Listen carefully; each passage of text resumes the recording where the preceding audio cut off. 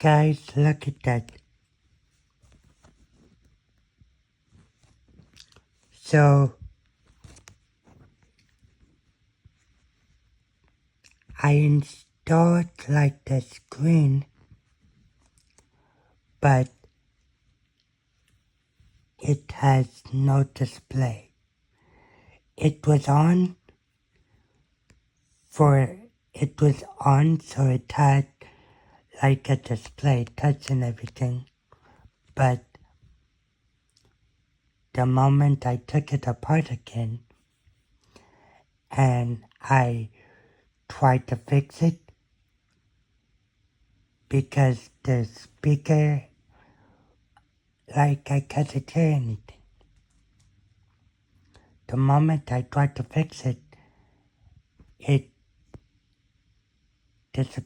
the display was gone.